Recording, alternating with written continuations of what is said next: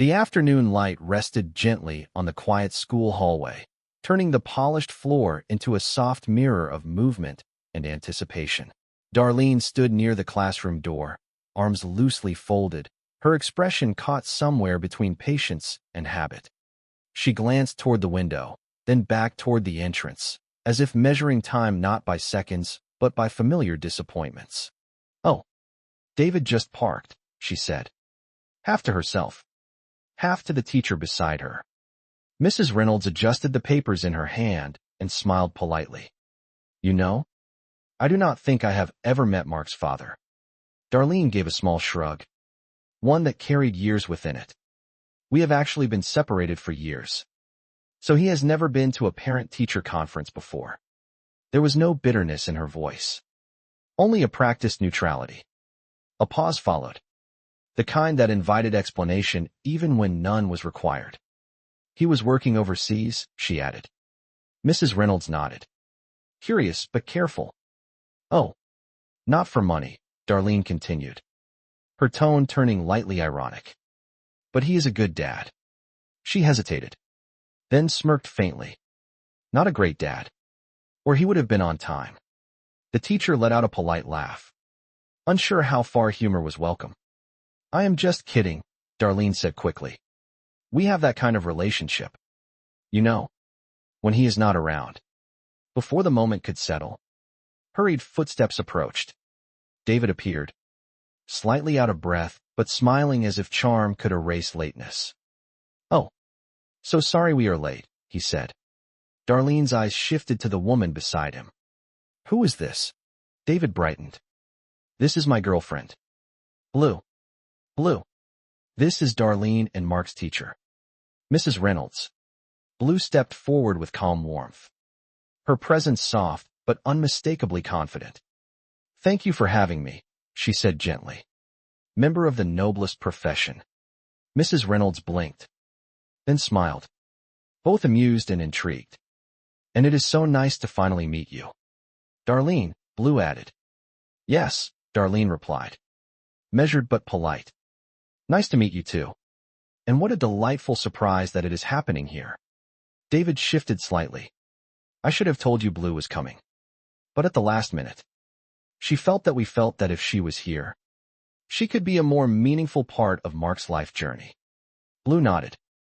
"I have only met Mark twice, but I feel like I have known him forever. And like they say, the more parents, the better." Darlene raised an eyebrow. "Who says that?" "No one says that," she added dryly. Mrs. Reynolds cleared her throat, stepping into familiar ground. "Why do we not get started?"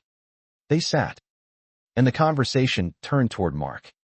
"First," said Mrs. Reynolds, "Mark is an absolute pleasure, although he can be a little too talkative at times." "That is so Mark," Darlene said instantly. "He is very verbal." Blue smiled brightly. "Totally. You would know? Because you have met him twice." "So?" Darlene gave her a look that hovered between disbelief and reluctant amusement. "So," David said quickly. "Is that affecting his schoolwork?" "Not at all," Mrs. Reynolds replied. "In fact, it is a challenge to keep him engaged. He needs stimulation." Darlene leaned forward. "If he needs extra work, I can help him this weekend." David nodded. "That is great, especially since the kids are staying over." Darlene froze. "Hold up. The kids are staying over." David hesitated. "You said they could sometimes."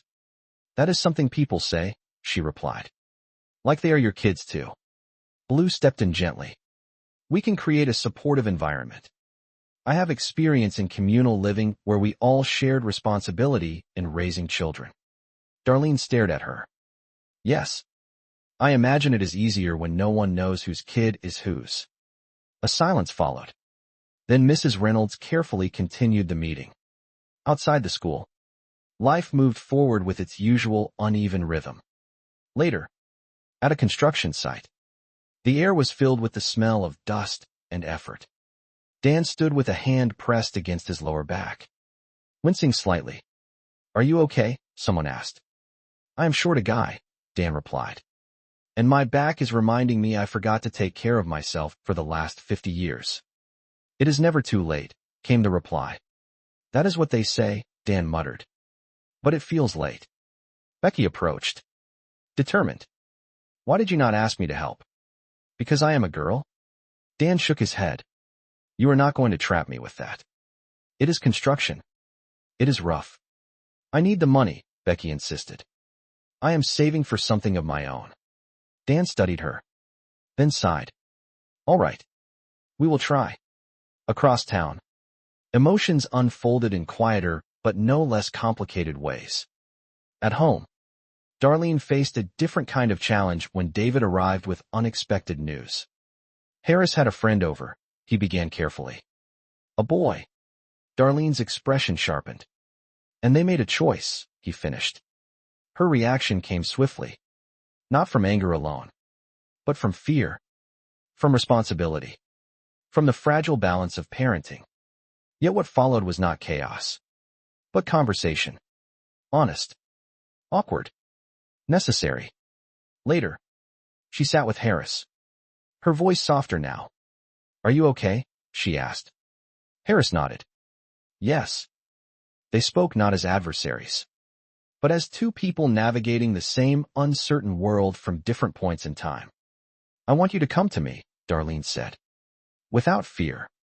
Harris looked at her. Then come with me now. I need help. It was a small moment, but it held something important. Trust. Not perfect, but growing. Meanwhile, life continued its gentle push forward. Becky faced her own struggles, admitting quietly that change would take time. I do not think I can go a full day without drinking, she said. Then start with half a day, came the answer. And build from there. It was not dramatic. It was not immediate. But it was real. Evenings brought reflection. Darlene and David stood together again. Not as partners, but as something more complicated and perhaps more honest. I think it is time we get a divorce, she said.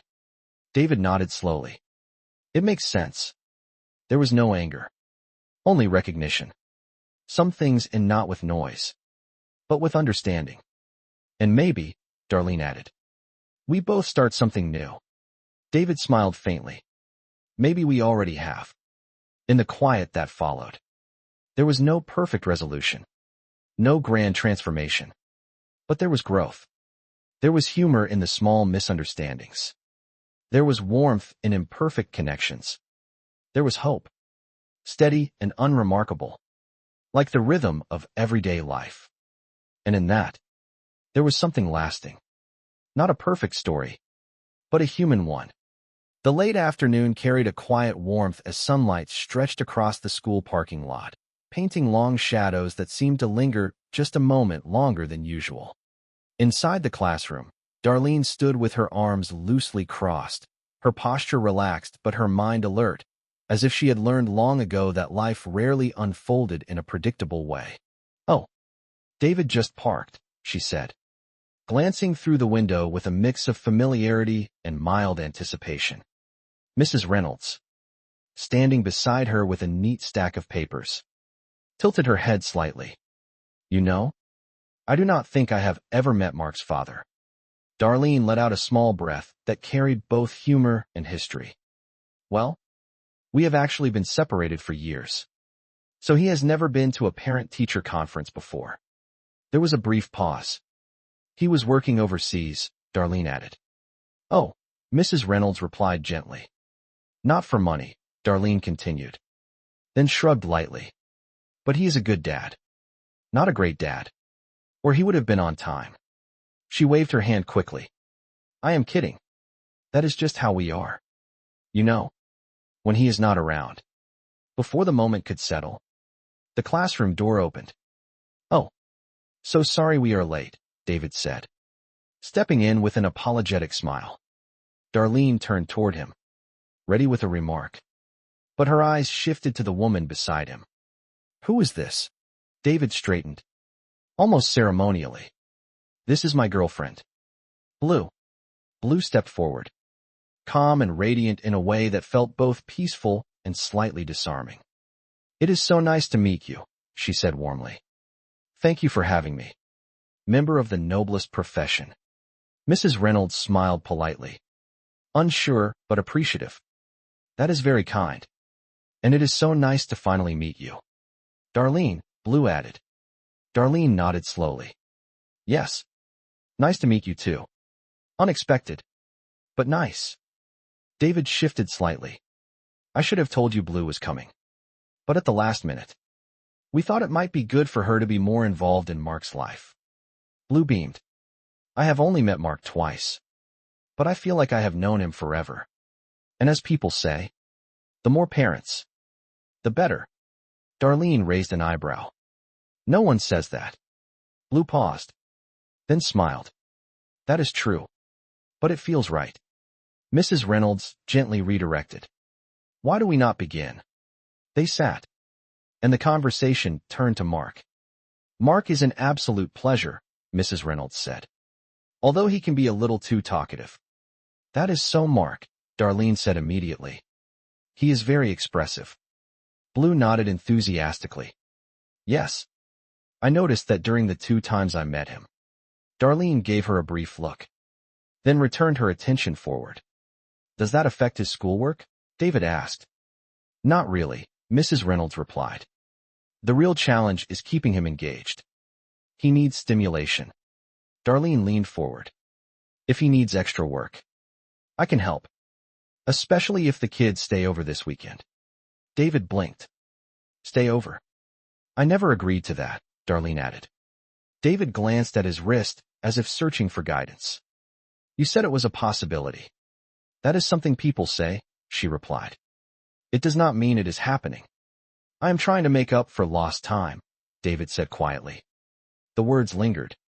Darlene sighed. Fine. They can stay over. Blue clasped her hands gently. Wonderful. Do not worry. I grew up in a community where we all helped raise children together. Darlene gave a small, dry smile. Yes. I imagine that works in a very specific kind of environment. Despite the tension, there was something almost humorous about it all. Because life rarely followed a straight line.